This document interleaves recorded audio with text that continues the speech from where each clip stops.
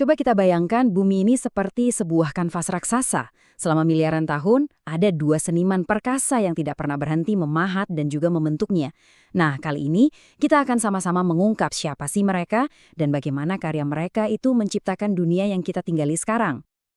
Pernah tidak sih Anda bertanya-tanya, kenapa ya permukaan bumi kita ini kok tidak rata?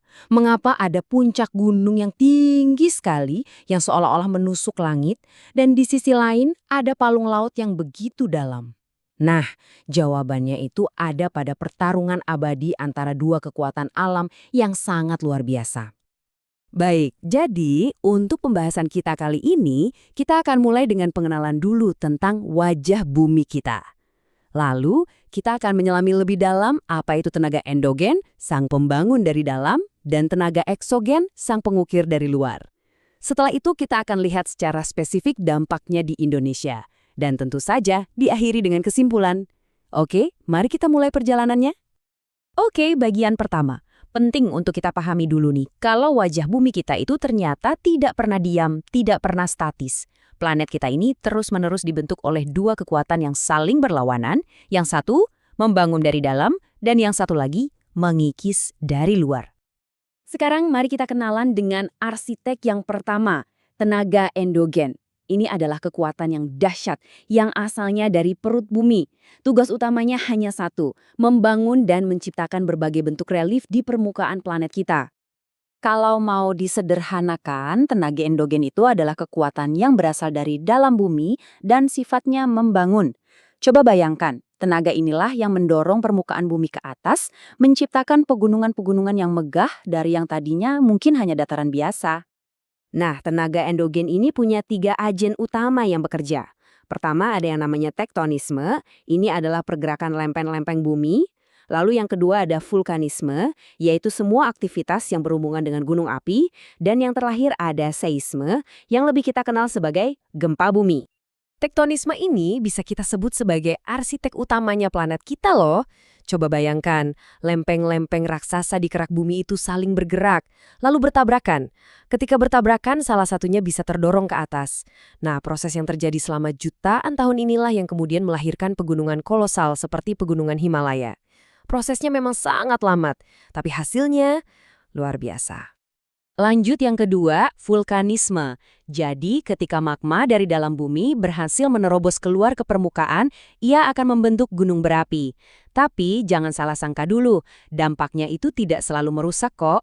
Letusan vulkanik juga ternyata bisa melahirkan pulau baru di tengah lautan, dan abunya itu bisa menyulap tanah di sekitarnya jadi super subur. Oke, tadi kita sudah bahas sang arsitek yang membangun dari dalam ya. Nah, setelah sang arsitek ini selesai membangun, datanglah giliran sang pematung, tenaga eksogen. Kalau tadi endogen membangun ke atas, nah eksogen ini kebalikannya. Ia bekerja dari luar untuk mengikis, menghaluskan, dan membentuk ulang mahakarya yang sudah ada. Jadi, secara singkat, tenaga eksogen itu adalah kebalikannya tenaga endogen. Sumbernya datang dari luar, misalnya seperti cuaca dan air, dan sifatnya merombak.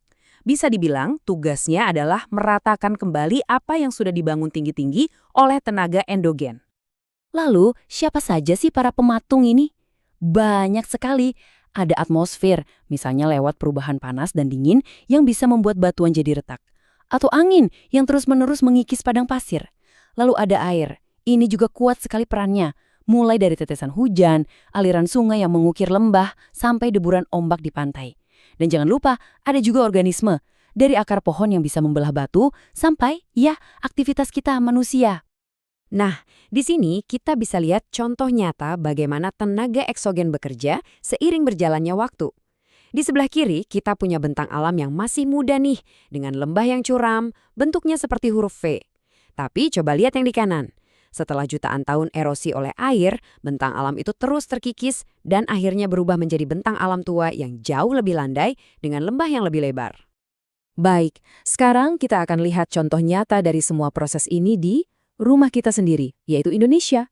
Percaya atau tidak, negara kita ini adalah sebuah laboratorium alam yang sempurna, tempat pertarungan antara tenaga endogen dan eksogen terjadi dengan sangat dramatis. Nah, diagram ini menunjukkan siklus abadi yang terus membentuk bumi kita. Tenaga endogen, contohnya letusan gunung api, dia membangun permukaan. Lalu datanglah tenaga eksogen, seperti hujan dan angin, yang tugasnya mengikis dan merombak hasil bentukan tadi. Proses tarik-menarik yang tanpa henti inilah yang menciptakan semua bentang alam yang kita kenal dan lihat hari ini. Lalu, apa sih yang membuat Indonesia ini begitu unik dari sisi geologi? Jawabannya ada pada lokasi kita. Kita ini berada tepat di jalur cincin api Pasifik atau Ring of Fire. Ini adalah rumah bagi gunung berapi aktif terbanyak di seluruh dunia. Artinya apa? Artinya tenaga endogen di bawah kaki kita ini bekerjanya luar biasa aktif. Aktivitas endogen yang sangat tinggi ini bisa kita ibaratkan seperti pedang bermata dua. Di satu sisi, memang bisa membawa bencana, tapi di sisi lainnya ternyata membawa berkah yang luar biasa juga. Contohnya, tanah yang jadi super subur karena abu vulkanik, kekayaan mineral dan bahan tambang, serta potensi energi bersih geotermal atau panas bumi yang sangat melimpah. Ini dia salah satu buktinya yang bisa kita lihat langsung, uap panas bumi seperti yang ada di Cisolok ini. Fenomena seperti pemandian air panas dan uap yang keluar dari tanah ini adalah jendela kita untuk melihat betapa besarnya kekayaan energi geotermal yang tersimpan di bawah tanah Indonesia. Ini adalah salah satu sumber energi bersih untuk masa depan kita. Oke, jadi untuk memantapkan pemahaman kita, mari kita rangkum perbandingannya. Tenaga endogen, asalnya dari dalam bumi, sifatnya membangun atau konstruktif, contohnya pembentukan gunung.